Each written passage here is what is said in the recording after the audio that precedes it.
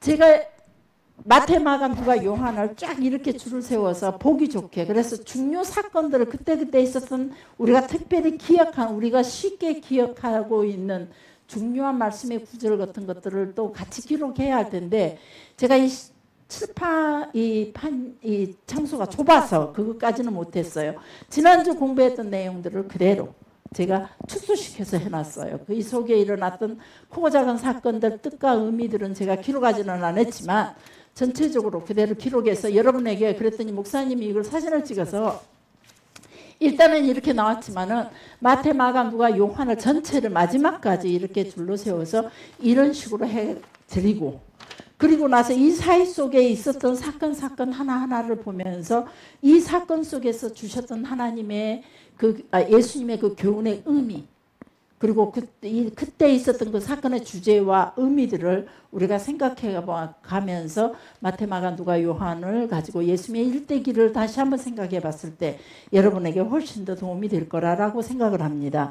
자, 여기까지는 상당히 저 나름대로 긴 시간의 작업이었습니다. 칠판에 기록하는 것만으로도 참으로 길었습니다.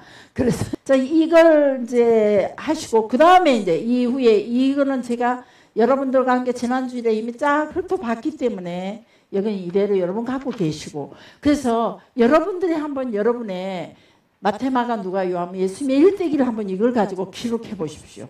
여러분만이 가지고 있는 어떤 은혜를 가지고 여러분만이 경험한 하나님의 이 말씀 속에서 주신 하나님의 내게 주셨던 그 감동의 의미를 부여하면서 한번 기록해 보는 것도 참 좋을 것 같다. 큰 은혜가 있을 겁니다.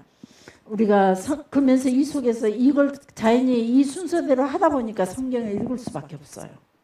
그리고 마태, 마가, 누가, 요한이 주는 그 의미들이, 그 기록의 내용들이 살짝 달라요. 제가 여기다가 누가, 요한, 베드로, 마가 이 글을 썼더니 복음으로 우리 보은이가 임집사가 요한복음, 누가복음으로 읽더라고요. 틀렸어요. 자, 무슨 말이냐면 요한이 우리 마태, 마가, 누가 썼냐면 요한, 누가, 또 마가, 마태가 썼잖아요. 그런데 누가는 요한의 제자였어요. 그러니까 가만히 읽어보면 거진 다 비슷하게 나가요. 기록한 내용들을 가만히 보면 거진 다 비슷해요. 요한복음과 비슷한 복음서가 어디냐? 누가서예요. 누가복음이에요. 누가서가 아니고 누가복음이에요. 그리고 마가는 베드로의 제자로 있었어요. 베드로는 예루살렘 교회의 대주교가 됐었죠. 예루살렘 교회 담임 목사가 됐었죠. 그 밑에서 마가는 마가 요한의 다락방의 주인이고, 그러다 보니까 돈 많은 사람, 예루살렘 교회 성전 주변에서 살았으니까요. 그래서 베드로의 영향을 많이 받아요. 그래서 이 내용이 베드로 복음서와 마가의 어떤 그 신앙의 어떤 성향들이 보면 비슷할 수 있다라고 생각을 해요. 그래서 일부러 제가 요한복음과 누가서를 읽어보면 똑같은 사건들을 기록한 것 보면은 거진 다 같은 사건들을 같은 의미로 사용하고 있어요. 대신에 또 마가나 마태는 또 다르게 기록해주고 있다는 거. 자, 전혀 다른 내용들은 아닙니다. 그래서 저기다 제가 사람의 이름을 써놓은 거예요. 혹시 제가 또 잊어버릴까봐. 항상 성경 공부할 때마다 저 부분을 얘기해야지 해놓고 기록해놓지 않으면 잊어버리더라고요. 그래서 저기다가 살짝 기록해놨어요. 그래서 그 의미는 이제는 아셨으니 필요없는 의미니까 저거는 지워도 상관없는데 이런 부분들은 꼭 여러분 드렸으니까 여러분이 한번, 그리고 이제 이걸 한번 작업을 이렇게, 이 작업은 누가 잘하냐면 이양호 집사님하고 이은찬 집사님이 잘하셔요. 근데 다시 한 번 말하지만 이은찬 집사님 밤샐까봐 무서워서 부탁을 못해요. 강 집사님 나 아주 잘하고 있죠? 세우지 마라. 밤새우지 말으라고. 밤새울까봐 무서워서 참 잘해주셔요. 이런 것들을 부탁을 하면. 그리고 또 본인이 이 복음서를 아니 성경을 읽으면서 전체적인 것들을 저 뭐 세계 역사 속에서의 어떤 이스라엘 족보라든지 성경 속의 이런 역사적인 이야기들을 잘 또 해서 제가 그것이 너무 귀해서 지금 저희 집에도 또 여기에도 두고 있어요. 그런 걸 잘해 주시는 분이라 네, 이제 밤만은 세우지 않았으면 좋겠다라는 거 정말로 이게 간절한 부탁입니다. 밤은 지새우지 마십시오. 집사님 오래오래 사셔야죠. 오래오래 육신으로 살면서 예, 하나님께서 주신 그런 은혜들을 가지고 우리 또 다음 세대들이 아름답게 튼튼하게 잘 성장할 수 있도록 돕는 역할을 해주셔야 되니까 저보다는 조금 더 오래 사실 수 있잖아요. 저분이 그죠? 10년 뭐 저 10년 이상은 또 그 시대가 되면은 오히려 지금은 100세 세대까지 겨우 다다랐어요. 그러지만 또 집사님 뭐 120세대까지 갈 수 있는 시대가 될 수 있는지도 뭐 큰 차이는 안 나지만 하루가 다르기 때문에 요즘 시대는 하루가 다르기 때문에 그래서 저도 지난번에 목사님 주일날 설교를 들으면서 아브라함이 죽은 자가 아무것도 할 수 없는 그때에 하나님께서 아브라함에게 새로운 시작을 할 수 있는 소망을 주셨다는 거. 그 끊임없이 그 약속을 주셨고 그 약속으로 통해 새로운 시작을 할 수 있는 미래의 꿈을 꾸고 하나님 나라의 꿈을 꿀 수 있는 하나님 나라의 꿈을 아브라함으로 통해 이루어 가신다는 거. 아브라함이 죽은 자 같은 자의 모습을 가졌을 때 그래서 저도 지금 제가 생각해 보면 나는 이제 은퇴해서 무슨 일을 할 수 있을까 참 고민을 많이 하면서 그 문제 가지고 은퇴 이후의 삶을 놓고 끊임없이 기도하고 있거든요. 그런데 그때의 그 말씀을 통해 진짜 또 새로운 소망을 얻게 돼요. 내가 무엇이든지 하나님 나라의 꿈을 꾼다면 다 할 수 있겠구나. 그래서 앞으로 나는 100세 인생으로 본다면 40년은 더 일할 수 있겠구나. 자, 시장님 마음에 안 드시오? 어떻게 저 늙어 잔소리를 내가 들을까? 그 연구하시는지 여러 거 쳐다보시는 게 그래 그 꿈을 저도 꾸고 다시 한번 그 꿈에 대해서 하나님께서 제게 대해서 그 꿈만 꾸신다며 그 언약의 약속의 말씀들을 하나하나 아직도 못 다 이룬 그 언약의 약속의 말씀들을 하나하나 이루면 나는 반드시 이룰 수 있다는 거예요. 그래서 이 집사님 확신하십니까? 네, 그 말씀으로 통해서 우리 장로님도 마찬가지고 우리 집사님들도 권사님들도 마찬가지로 내가 늙었다고 말할 것이 아니라 지금이라도 새로운 꿈을 꾸고 하나님 꿈과 내가 이렇게 같은 꿈만 꿀 수 있다면 나는 뭐든지 할 수 있다는 거. 그 하나님의 꿈을 이루기 위해서 하나님 나를 통해 하나님이 직접 나서서 개입하셔서 하나님이 하신다는 거죠.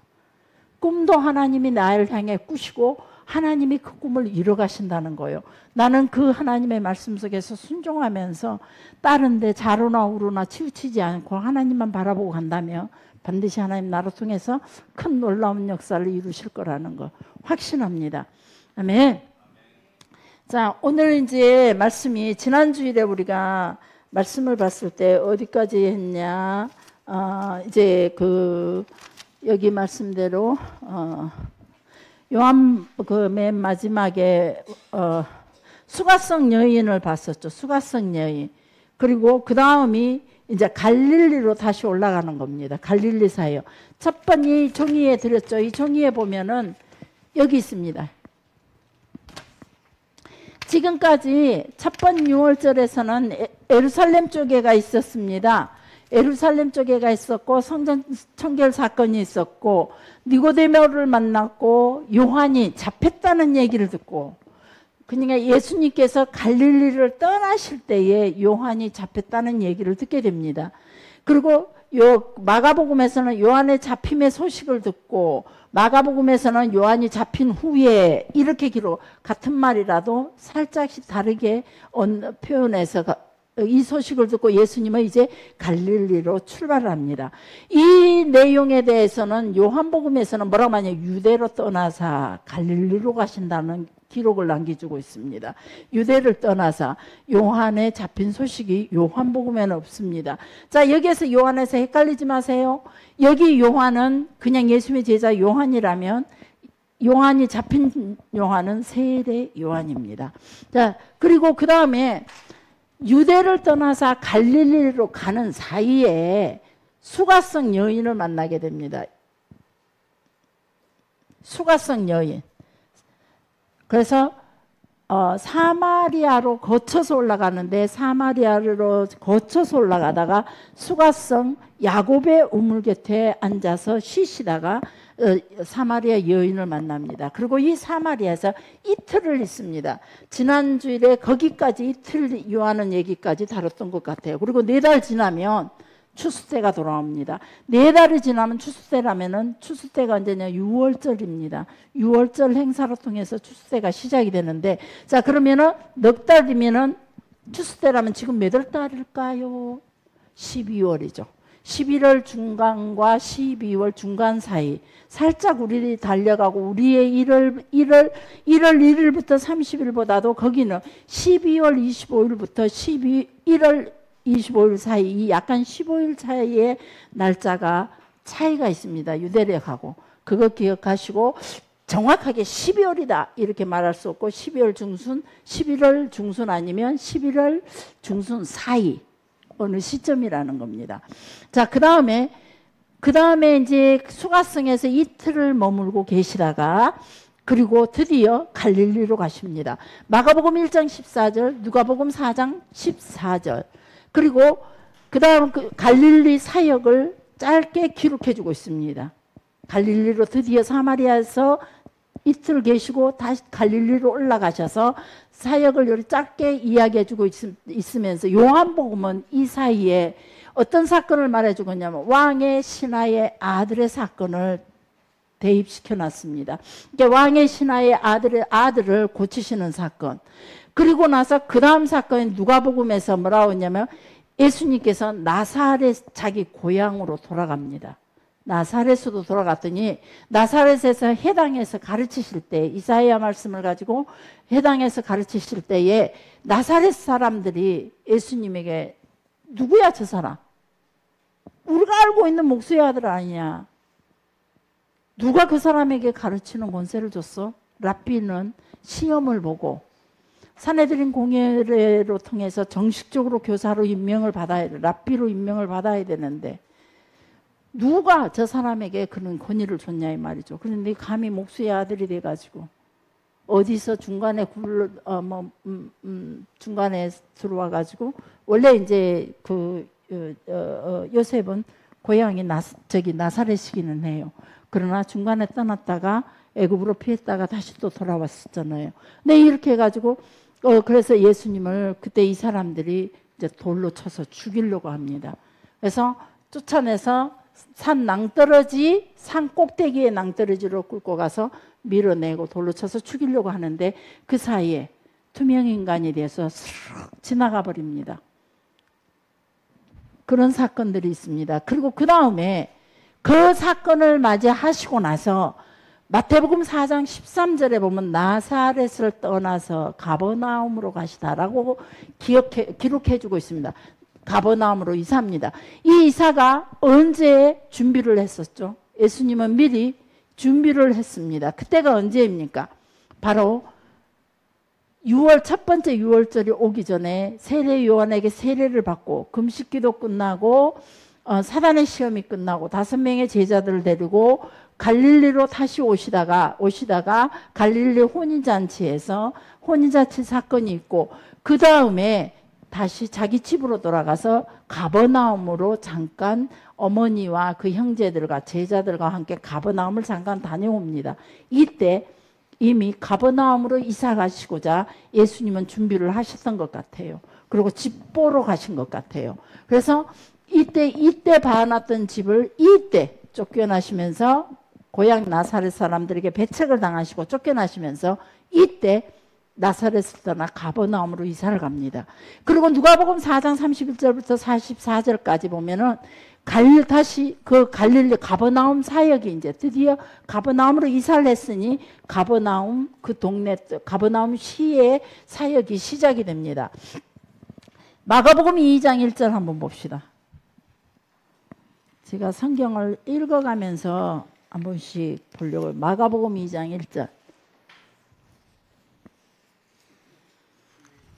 네.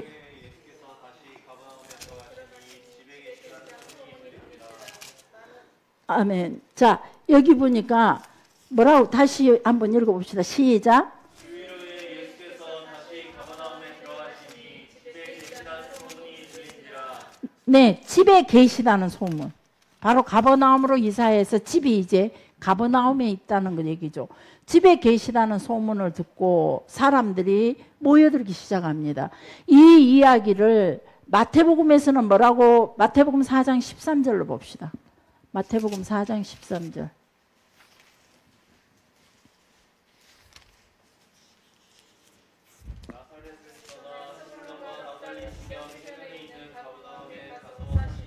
아멘. 자, 여기서 뭐 가버나움, 마태복음에서는 나사렛을 떠나 가버나움에 사신 이야기 이렇게 간단하게 얘기해 주고 있습니다. 그러면서 마태복음 4장 17절에 볼게요. 시작. 이때부터 예수께서 비로소 전파하여 이르시되 회개하라 천국이 가까이 왔느니라 하시더라. 제가 지난번에 얘기하시길 잠깐 여러분들과 같이 공부하면서 마태는 이때부터 예수님의 사역의 출발이라고 얘기하고 있습니다. 근데 누가복음이나 마가복음 같은 경우는 바로 예수님의 사역이 갈릴리에서부터 출발하고 있다는 것을 그려주고 있습니다. 그래서 약간 기록 오는 사람들 사이에 따라서 살짝 기록의 내용들이 다르다는 거, 뭐 틀린 이야기는 아닌데 다르게 표현하고 있다는 거, 그런 것들. 그리고 나서 이제 이때부터 4장 17절, 마태복음 4장 17절, 이때부터 드디어 예수님께서 복음을 전파하시는데 그 복음 전파의 내용이 뭐냐 이거죠. 회개하라, 천국이 가까웠다. 결국은 하나님의 나라에 관해서 복음을 전하는 겁니다. 우리의 복음의 전 내용, 여러분이 복음을 전한다면 그 복음의 내용이 무엇입니까? 결국 그 내용이 우리도 지금 이 시대 속에도 똑같은 내용을 전할 수밖에 없다는 겁니다. 회개하라. 우리가 태수바 돌이키는 거, 이게 첫 번째 작업인 것 같아요. 누구든지 예수께로 돌이키게 하는 거. 세상을 향해 가고 있던, 지옥을 향해 가고 있던 그들의 발걸음이 갈 길을 몰라 방황하든지 간에 그들의 발걸음이 돌이켜 바로 예수께로 향하게 하는 거, 태수바하게 하는 거, 이게 첫 번째 우리가 전해야 할 복음인 것 같아요. 그래서 예수님의 복음도 회개하라 천국이 가까웠다. 세례 요한의 복음도 회개하라 천국이 가까웠다. 이 복음의 내용이 이 복음의 내용으로 출발을 하고 있다는 겁니다. 마태, 마가, 누가에서 기록해 주는 것들이 같은 내용을 해주고 있다는 거죠. 그리고 나서 예수님께서 이 복음을 전하시면서 이제 네 제자를 부르십니다. 갈릴리 바닷가에서 일하고 있는 네 제자. 마가복음 1장 16절부터 20절. 그리고 마태복음 4장 18절부터 22절. 누가복음 5장 1절부터 11절 이야기. 이 이야기는 갈릴리 해변에서 그물을 던지고 있는 어부 베드로와 안드레를 부르십니다. 그리고 그물을 깃고 있던 세베대의 아들 야고보와 요한입니다. 이 세베대의 아들은 예수님의 어머니의 자매, 언니인지 동생인지는 모르겠지만은 자매로 보고 있습니다. 그래서 이종사건, 예수님과 이들 간의 이종사 사이로, 이종사촌 사이로 보더라고요. 그래서 이 고기를 잡고 있는 그들에게 찾아갑니다. 뭐라고 말합니까? 한번 찾아볼까요? 거기에서 꼭 우리가 기억해야 될 거는 뭐냐면 나를 따라오라. 이제는 너희가 고기를 잡는 어부가 아닌 사람을 잡는 어부가 되게 하리라. 누가복음에서는 이 사건을 뭐라고 얘기해 주고 있냐면 누가복음 5장 1절로 가볼까요? 조금은 다른 방면으로 이 말씀을 네 제자 부른 내용을 다르게 표현하고 있습니다. 누가복음 5장 1절 쭉 눈으로 한번 살펴보십시오. 어떤 내용인지. 긴 내용이라 읽어버리면 또 시간이 많이 가니까.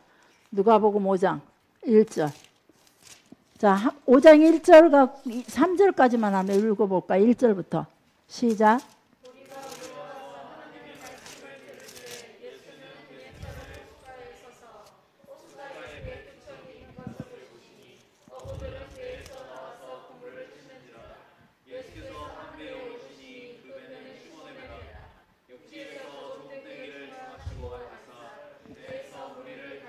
아멘. 자, 거기까지 봅시다. 자, 네 제자 갈릴리 해변에서 굼을 던지고 있는 어부 베드로와 안드레를 불렀다라고 기록해주고 있는데 누가복음에서는 이미 예수님께서 그들의 배에 올라서 복음을 전하시고 나서 배에 딱 올라서 육지에 앉아있는 사람들을 보고 육지에 앉아있는 사람을 보고 그 배를 강대상처럼 사용했다는 거죠. 그래서 육지를 바라보고 배에 그 호수 안에 배를 띄워서 배에서 선상에서 육지에 모여있는 사람들 보고 설교했던 내용입니다. 복음을 전하는 내용입니다. 그리고 나서는 이제 고기를 그곳에 가서 깊은 데 가서 고기를 잡아봐라. 밤새도록 잡아봤지만은 예수님의 잡지를 못했습니다. 그러나 예수님의 말씀에 선생님의 말씀에 의지하여 제가 잡겠습니다라고 해서 많은 고기를 잡게 됐죠. 자, 여기에서 보면은 누가는 세 제자만 기록해주고 있습니다. 또 이쪽 읽어보면 마태, 마가는 기록되지 않고 여기서 세 제자만 기록해주고 있습니다.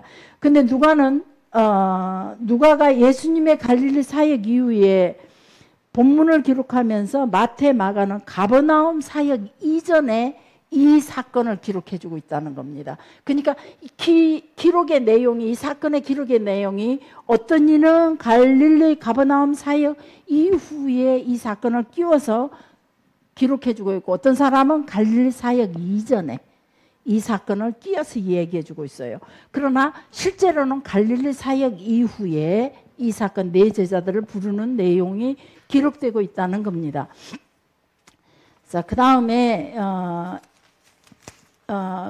그 다음에 이제 마태복음 그리고 이제 예수님의 제자들이 여태껏 지금까지 우리가 기억해야 될 거는 예수님의 제자들이 파트타임으로 예수님의 제자로 따라다녔던 거죠. 시간 나는 대로. 과거에 우리가 부흥회 하면은 여름에 우리가 부흥회 할 때 저희가 이웃교회 부흥회를 하면은 저희가 이불 보자기 일단은 싸요. 이불 보자기 싸고 그래서 맨날 며칠 3박 4일씩 그 교회에 가가지고 집회를 참석했어요.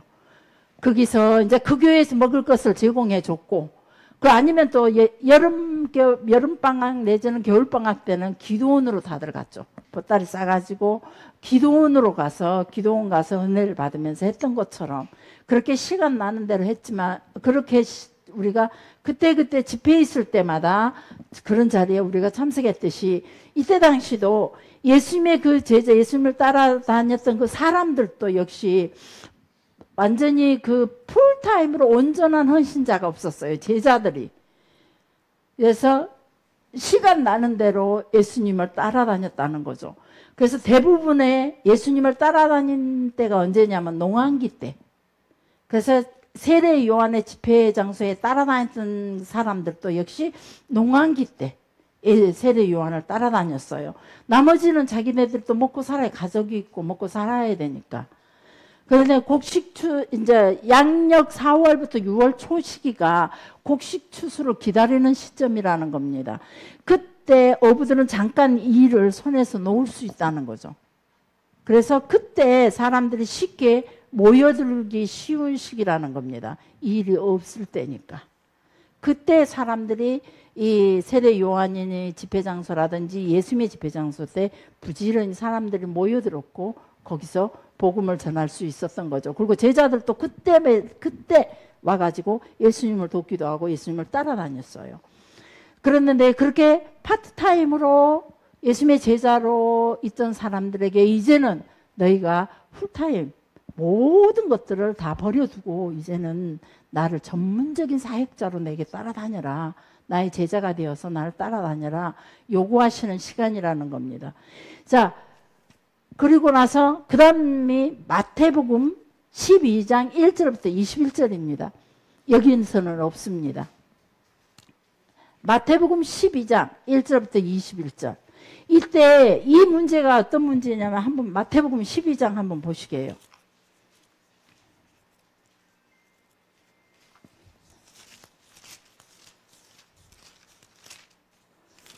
마태복음 12장 1절부터 21절 눈으로 싹 한번 훑어보십시오. 쭉 읽어가면 너무 길어지거든요. 자, 무슨 문제가 생겼나요?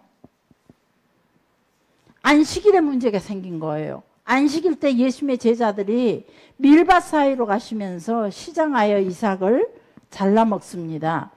제자들이 이삭을 잘라 먹는 것을 보면은 이삭이 이때 익었다 이 말이에요. 보리 이삭이 여러분 밀 이삭이 익었을 때래요. 익으면은 우리도 그 전에 이삭을 잘라서 보리 그 불에다 살짝 구워서 비벼서 먹었어요. 그렇게 맛있었어요. 안 먹어봤죠? 주스는 먹어봤구나. 고집사지 젊었네. 너무 맛있어요. 막 이럴까 하고 시커멓게 태워서 이러고 먹고 나면 여기도 시커먼 여기도 시커미에요. 그렇게 이때 여기서도 너무 배가 고프니까 밀 이삭을. 자, 근데 이걸 먹고 나니까 이제 이 문제 이때가 시기가 언제냐? 이삭이 익은 것으로 보니까 4월, 6월절. 유대력으로 6월절 기간이라는 거죠. 자, 이때가 밀추수를 기념하는 77절이 있어요. 이때가 추수때라 이 말이에요. 그래서 77절 시간, 태양력으로 5월, 6월 사이에 해당하는 달입니다. 안식일은 하나님이 천지 창조하시고 안식을 취하신 날입니다. 이것을 율법으로 정해서 기념했고 또 그것을 어기는 자는 그때 당시 극단의 형벌입니다. 죽음입니다. 이들에게는 안식일을 어긴다는 것은. 근데 제자들이 배가 심히 고팠던 것 같아요. 그래서 길가 가다가 안식일날 보리삭을 보고 그놈 뜯고 나서 비벼서 후 해갖고 먹었던 거예요. 그래서 누가복음 6장 1절로 볼까요? 누가복음 6장 1절. 똑같은 내용을 기록해주고 있습니다. 마태복음 12장 이야기와 누가복음 이 성경을 많이 찾아야 되니까. 자, 누가복음 6장 1절 시작.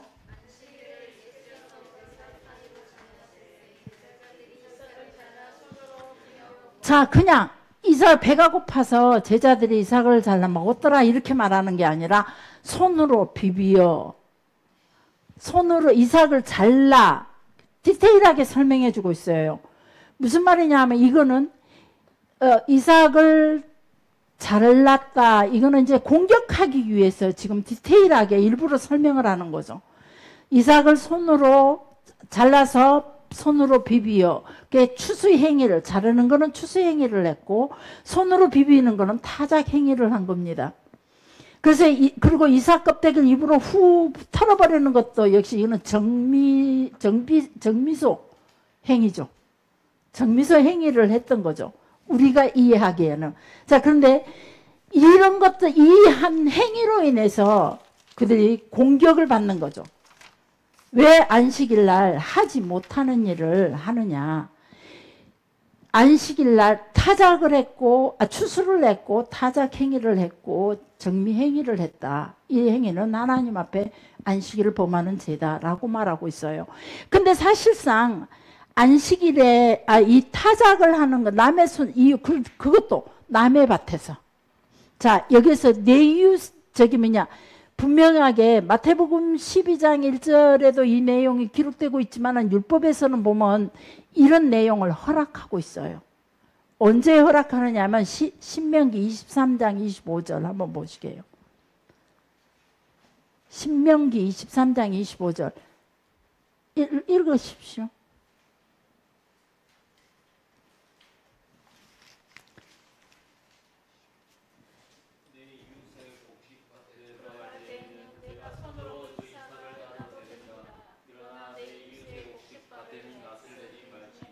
내 이웃의 곡식밭에 들어가면 손으로는 그 이삭을 열어 따서 먹는 거 가다 이 말이에요. 괜찮다 이 말이에요. 죄가 되지 않는다 이 말이에요. 그래서 그들에게는 이삭을 일부러 남겨놓잖아요. 모퉁이 떨어진 거는 추수하다가 흘린 거는 절대 추수하지를 않아요.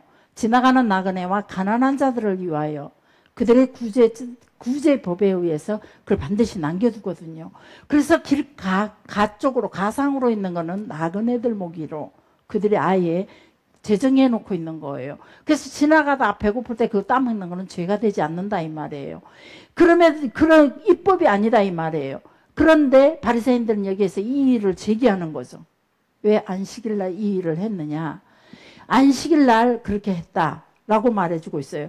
이때가, 자, 그거, 이거는 모세의 율법 조항에 있는 것이 아니에요.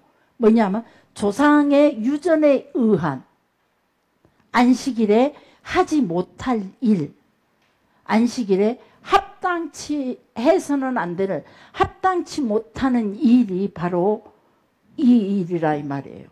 그래서 모세의 율법 조항이 아니고 조상의 유전에 의한 거라는 겁니다. 이걸 할라카라고 하는데 할라카의 39개의 항목으로 안식일 날 하지 않아야 할 일들을 기록해 주고 있습니다. 근데 이 본사건은 나중에 훨씬 이후에는 예수님이 이 사건이 있는 다음에 그 이후에는 이 조항들이 다소 그들에게 완화가 돼가지고 안식일에도 손으로 곡식을 잘라 먹는 거는 허락됐답니다. 대신에 이 신명기 말씀대로 낫을 대거나 기구를 사용하지 못하도록 했대요. 기구를 사용하는 것은 금지가 됐다는 거죠. 자, 이때 예수님께서 쭉 읽어보면은 3절 4절 읽어보시게요. 6장 누가복음 6장 3절 4절.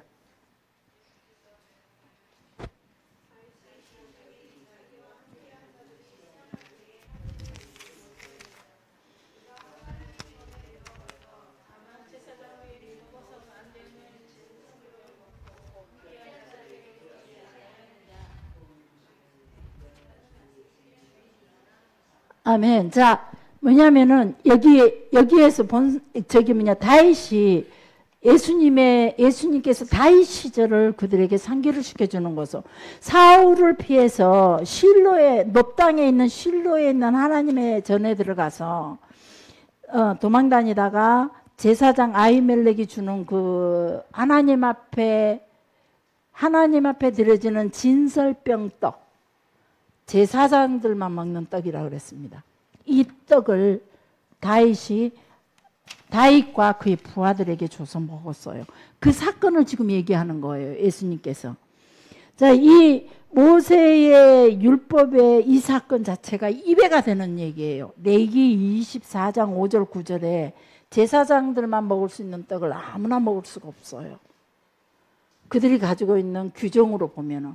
그런데 그걸 안식일에 다윗이 제사장들이 먹는 떡을 먹었어요.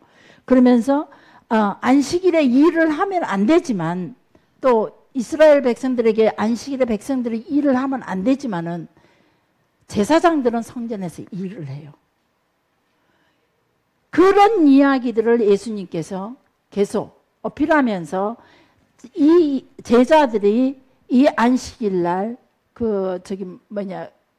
밀밭에서 밀을 잘라서 먹는 거에 대해 합당하다라는 것을 계속 말하자면 변호를 해주는 거죠. 그러면서 마지막 내용이 뭐예요? 5절에 인자는 안식일의 주인이다. 내가 주인이니까 내가 주인이야. 이거는 예수님의 고난에 있다는 것입니다. 자, 그러면서 이때부터 계속 보면은 안식일의 문제가 계속 앞으로도 계속 이슈가 돼요. 그냥 안식일에 병 고친 것 갖고도 문제가 되죠. 이제 앞으로는 사건들을 읽어보면은 계속 안식일의 사건들이 유독히도 많이 기록되어 있어요.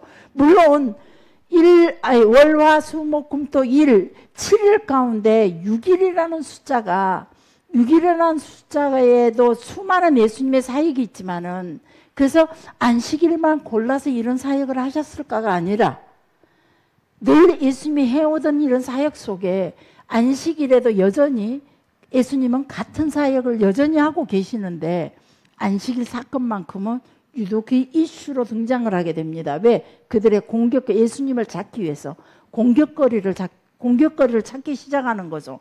자, 그래서 이런 부분에 대해서 여러분들이 앞으로 성경을 읽으면서 계속 안식일 문제는 계속 대두된다는 거. 자, 아까 근데 제가 잠깐 할라카라는 이야기를 잠깐 했습니다. 할라카는 모세 오경과는 다릅니다. 모세 오경은 율법이라고 말합니다. 율법. 율법이라 토라에 기록된 하나님의 명령들이 바로 모세 오경입니다. 그런데 그 다음에 그들에게 이제 이 할락하라는 내용이 어디서부터 시작이 됐을까? 할락하라는 이 내용은 책은 어떻게 해서 만들어졌을까?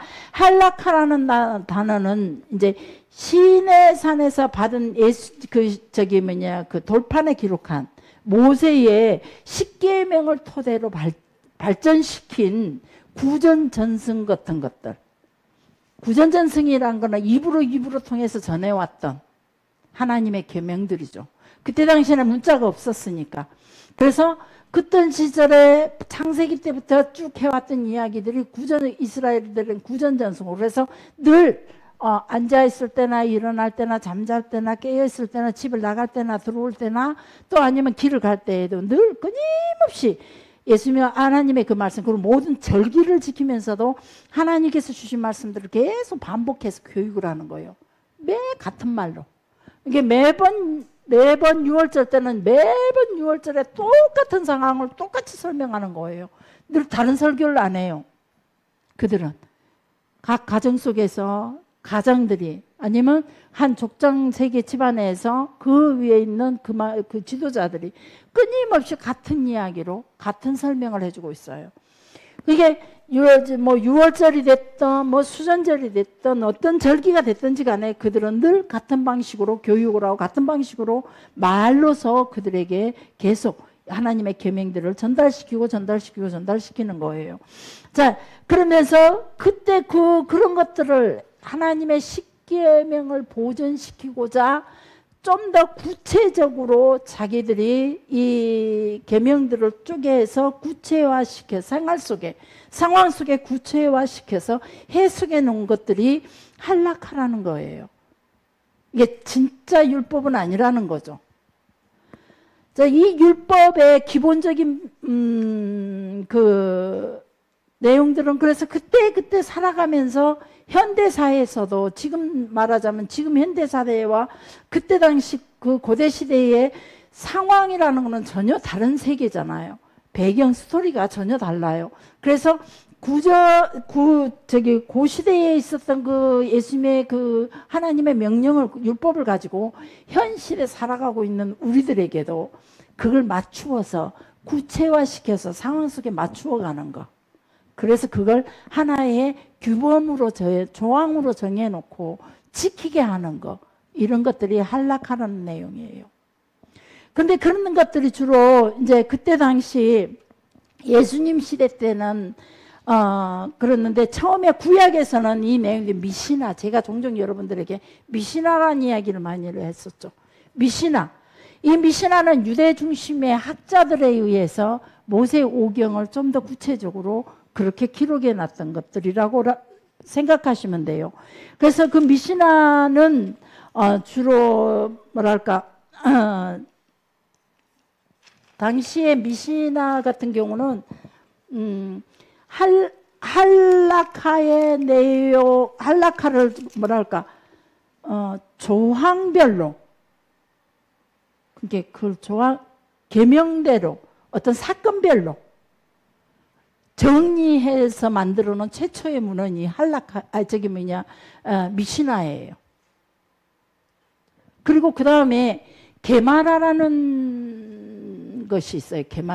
게마라는 그 미시나 조항들을 논의하고 해석해서 토론들을 해놨던 이야기들, 그런 토론했던 이야기들을 주로 기록해놨던 것들이 게마라라고 표현을 하더라고요. 그런데 이런 것들이 나중에는 탈무드로 남게 되죠.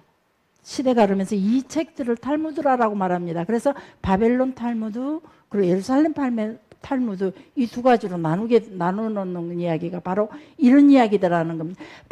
바벨론 탈무드 같은 경우는 바벨론 포로로 잡혀가서 유대인들이 만들어 놓은 어느 율법의 조항들을 구체화시켜서 만들어 놓은 것들이라는 거죠.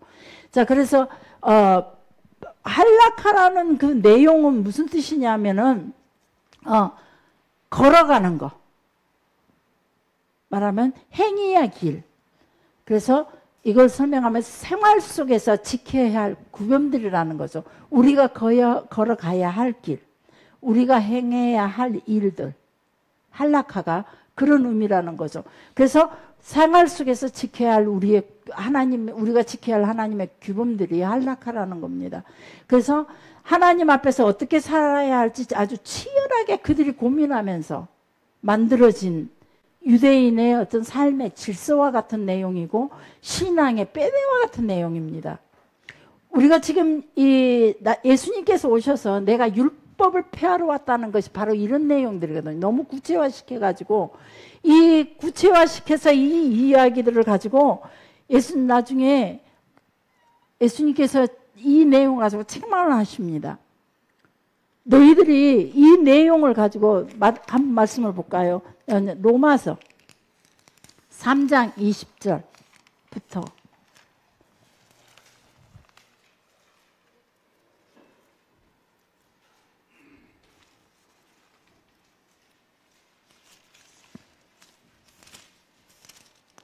(3장 20절)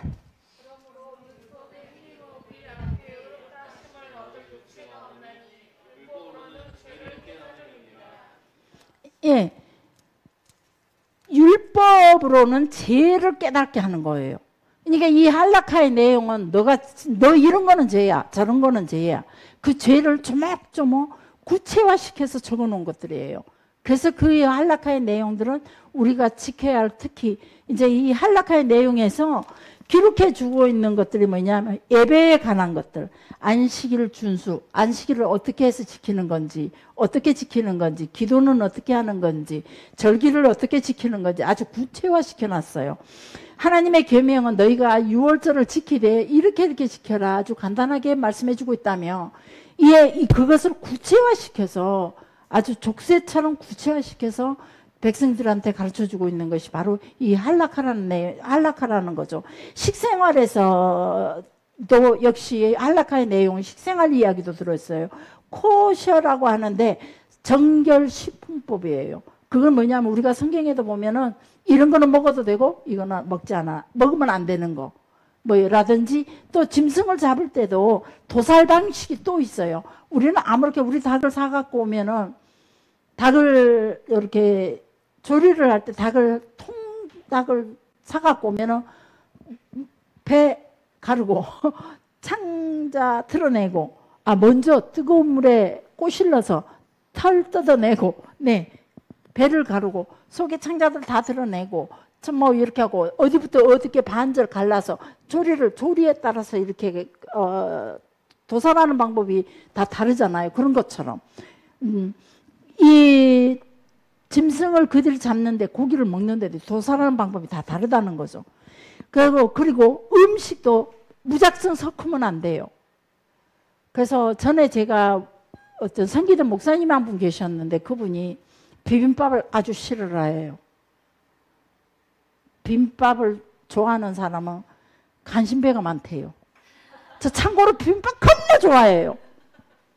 저 집에서도 비빔밥이 참 편해요. 저는 야채에 많이 넣어갖고. 그리고 제가 비빔밥을 먹으면 꼭 그래요.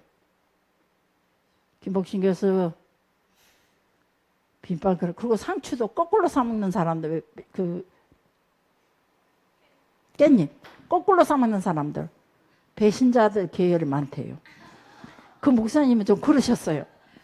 이제 거칠다 보니까 뒤집어서 먹는데 저는 그 간신배 종류는 아닌데 그냥 하여튼 굴 아주 싫어하셨어요. 이렇게 근데 그런 보면은 여기 유대인의 그 음식에도 역시 섞으면 안 돼요. 섞음을 금지시켰어요. 섞지 못하게 했어요. 이것과 저거 섞지 말고 저것과 이거 섞지 말고 그런 내용도 있어요. 윤리와 법률에 관한 내용도 있어요. 할라카에가 도둑질에 대해서 재판하는 거에 대해서도 그리고 뭔가 계약을 할 때 그리고 누구에게 어떤 사건에 증언이 되어줄 때 어떤 도덕적인 행위에 관해서 그런 것도 좀 더 구체적으로 말해주고 있다는 거죠. 가정과 성에 관해서도 말해주고 있어요. 결혼과 이혼 그리고 또 정결법, 성생활, 남녀의 성생활 관해서도 그런 관련 규정들이 할라카의 내용에 가서 상세하게 기록되어 있다는 거죠. 그래갖고 이 할라카의 내용에 보면 뭐가 있냐면은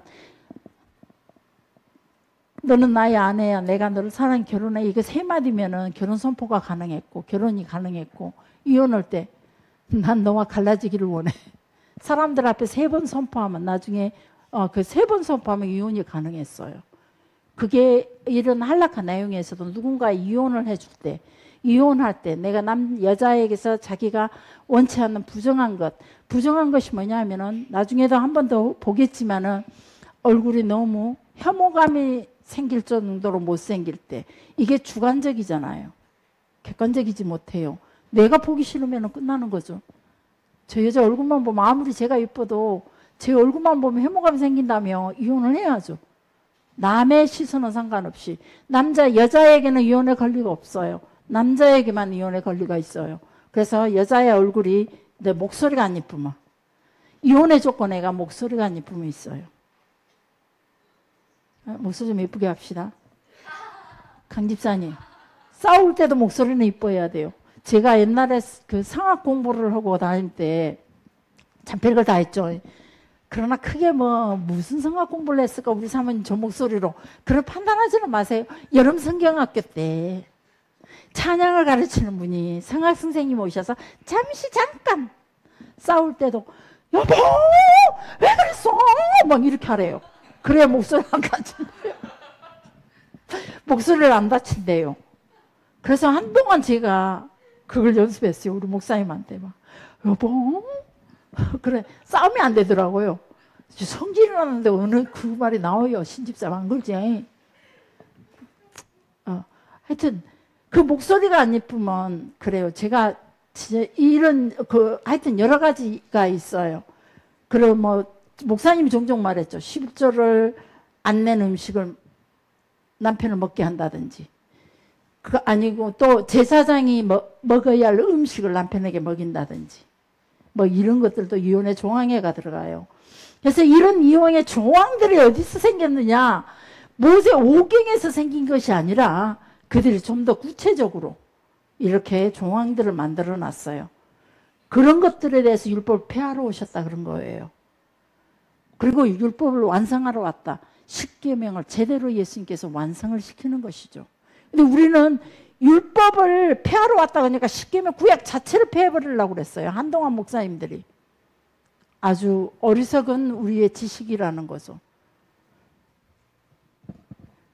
그리고 사회생활도 빈민구제라든지 어떤 세금 문제, 이자 많이 못 받게 하고 이자 받지 못하게 하는 이런 노동관계라든지 이런 것들, 사람과 사람의 전인격적인 모든 삶을 통제하는 규범의 기능이 할라카라는 거죠. 그런 것들을 이제 그런 내용들이 할라카라는 내용이라는 걸 기억하시고, 그 다음에 그 내용들은 뭐냐면은 그 내용들로 통해서 내가 죄인인 거예요. 죄인을 깨닫게 하는 거예요. 내가 얼굴이 못생긴 거예요. 제가 목소리가 아름답지를 못해요. 그래서 저는 이혼의 조건 죄인이 되어서 이혼의 조건에 남편의 파혼을 그대로 죄인이 되어서 당할 수밖에 없다는 거죠. 그래서 이런 것들은 이혼의 조건일 수밖에 없다는 겁니다. 그래서 죄는, 여기 율법은 죄를 깨닫게 하는 것이고 나를 죄인 되게 만드는 것이 율법이라는 겁니다. 자, 그 다음에 마태복음, 마태복음 5장 17절 봅시다. 마태복음 5장 17절.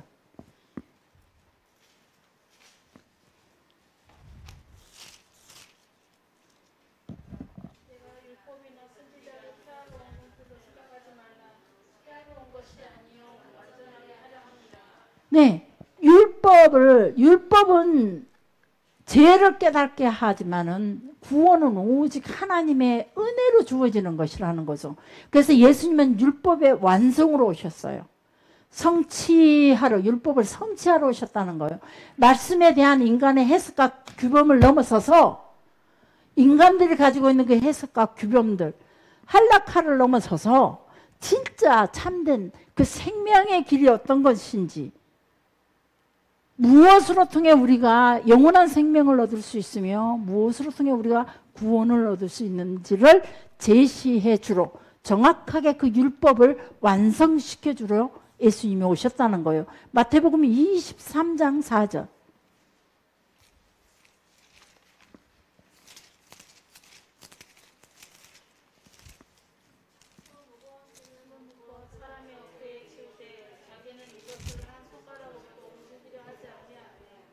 자, 이렇게 율법으로 통해서 율법의 선생들이, 랍비들이 아니면 지도자들이 무거운 짐으로 묶어서 사람의 어깨에다가 짊어지고 지우게 했다는 거죠.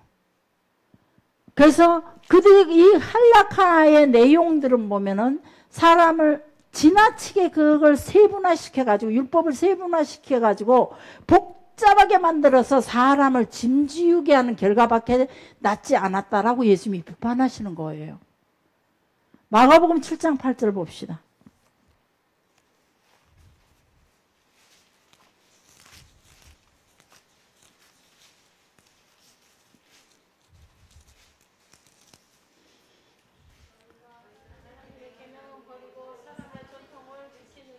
그러기 때문에 예수님께서 이 부분을 책망을 하시는 거예요. 너희가 하나님의 계명, 진짜 율법은 버려버리고 사람들이 세분화시켜 놓은 그걸 가지고 지키고 있다는 거죠. 그걸 목숨처럼 지키고 살아가고 있는 거예요. 그래서 그거에 대해서 예수님께서 비판하시는 거예요. 그러나 우리가 기억해야 될 것은 무엇이냐면은 이 할라카를 통해서 율법을 사랑하고자 하는 이스라엘 백성들의 그 하나님에 대한 경외하는 마음, 그리고 거룩한 삶을 살고자 하는 그런 몸부림으로 보아야 돼요.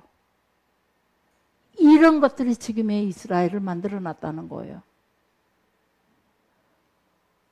우리는 무조건 그걸 나쁘게 볼 것이 아니라, 아, 이들은 이렇게까지 율법을 지키고자 세분화시켜서 이렇게까지 했구나. 결국은 그것이 그 죄를 짓는 사람을 살리는 역할로 사용했더라면 좋았을 텐데 사람을 죽이는 결과가 돼버렸죠. 그것 때문에 예수님의 비판을 받는 거죠. 그래서 주의 안식일 날 배고픈 그들에게 우리는 구제 반드시 찌다가를 해야 되는데 그걸 하지 않고 거기에 대해서 비판하고 죽이기 위해서 지금 시비를 걸고 이런 일은 절대 옳지 않다는 것은 예수님께서 계속 마태, 마가, 누가, 요한의 안식일 문제로 걸릴 때마다 아니면 어떤 사건들로 통해서 율법과 맞대응될 때마다 하시는 말씀이 예수님 여러 모양으로 우리에게 이런 말씀들을 해주시고 있다는 겁니다. 오직 구원은 요한복음 14장 6절입니다. 한번 보시게요. 요한복음 14장 6절.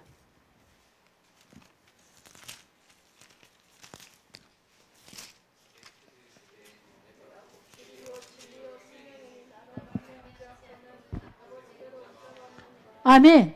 할락하로 통해서 우리가 계명으로 구체화시켜서 세분화시켜서 하나님 앞에 우리의 거룩을 지켜나가고 하나님 앞 경외하는 마음을 그렇게 드릴 수 있다 할지라도 그 구원의 끝은 오직 예수님밖에 없다는 거예요. 예수밖에 없다는 거예요. 예수님이 우리의 길이요, 생명의 길이요, 하나님 나라로 가는, 천국으로 가는 길이요, 바로 예수님만이 우리를 살릴 수 있는 생명이라는 겁니다.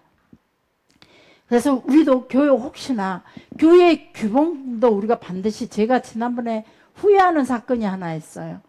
교회의 규범에 서로가 우리가 이런 부분에서 조금 서로를 이해를 해야 되지 않겠는가. 저 같은 경우는 제가 종종 한번 전에도 그런 얘기를 한 적이 있어요. 제가 단톡에다가 글을 남기고 싶을 때가 너무 많아요. 근데 못 남길 때도 너무 많아요. 바쁘면은 미처 남기지 못할 때가 너무 많더라고요. 그러면은 고집사님이 남겨놓은 고집사의 글에가 내가 아멘 해놓고 김준기 집사의 글에는 내가 아무 대답도 안 하며 그것이 또 소음마개가 슬며시 들어가더라고요. 그리고 그것이 나중에 나에게 아픔으로 오더라고요. 그래서 제가 단톡에가 최대한 글을 안 남기고 댓글을 안 하는 편이에요. 보고 혼자 즐거워하고, 이 공인이라는 것이 상당히 이것이 내가 자유롭지 못한 부분이 이런 것들이에요. 그래서 누군가의 가정에 근데 우리가 사람의 상황에 따라 우리의 대꾸가 달라질 경우가 있더라고요. 제가 전에도 그래서 앞에서 찬양하는 사람이 정말로 우리가 보기에 사회적인 허물이 많은 사람일지라도 전에 앞에서 찬양했던 사람이 사회적인 허물이 많았죠. 일반적으로 우리 사람이 가지고 있는 고정관념으로 봤을 때 그 사람은 허물이 많은 사람이었어요. 근데 제가 그 사람을 찬양단에 허락했던 건 하고 싶다 그래서 허락했던 이유는 무엇이냐 하면은 이 찬양이 자기가 교회에 나올 수 있는 힘이 됐던 거예요. 그렇지 않으면 교회 안 나왔을 거예요. 스스로도 창피하고 고통스럽고.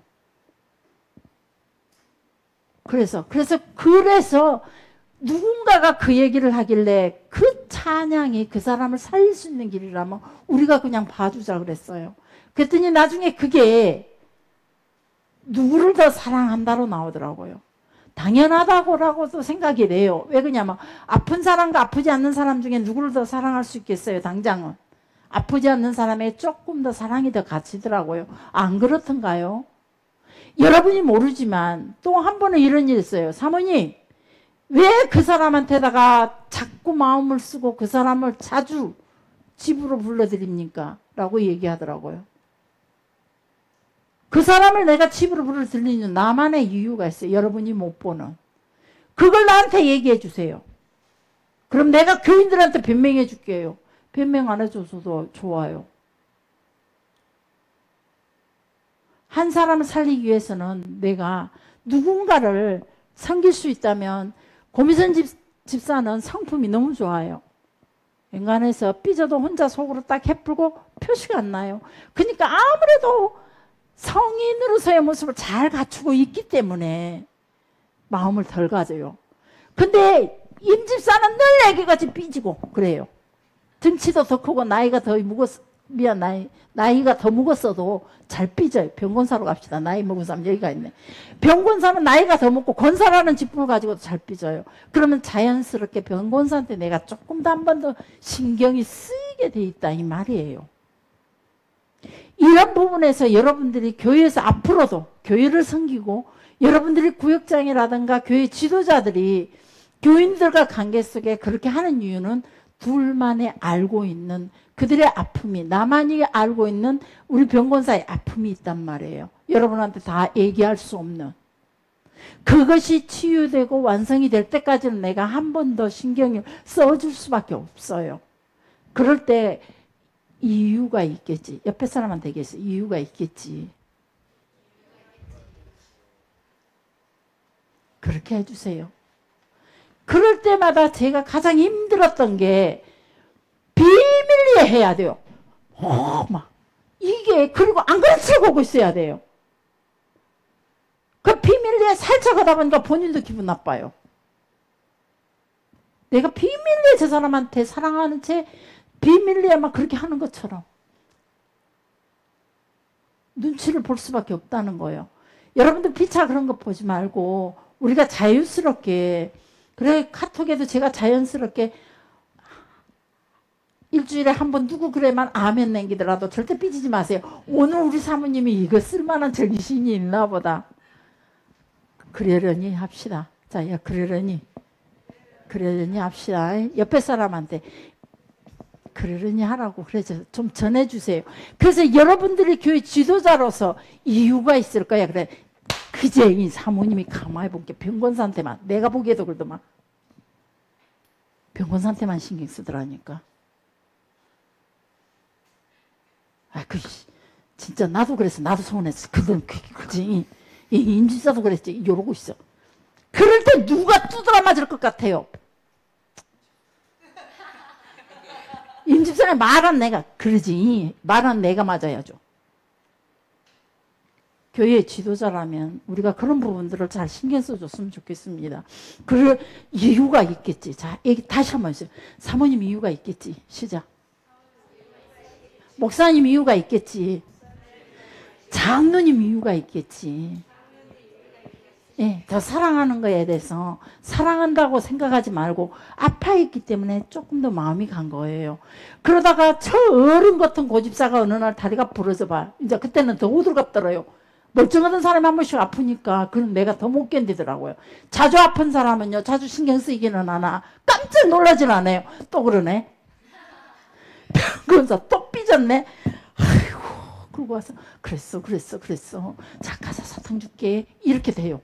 그지만 어쩌다가 한번 고집사 아파봐봐. 하나님 어쩔까요? 저 멀쩡하던 고집사가 왜 저렇게 아팠대요. 이제 그건 진짜 더 힘들더라고요. 저 솔직한 마음 딱 보여드렸죠, 이제. 우리 자, 그런 부분들을 서로 이해를 하면서 교육을 하고, 우리가 너무 막 교육 규정이라든가 또 주변의 그런 환경 속에서 우리 서로 그런 어린아이와 같은 작은 마음으로 대처하지 말자는 거죠. 네. 자, 기도하겠습니다. 살아계신 아버지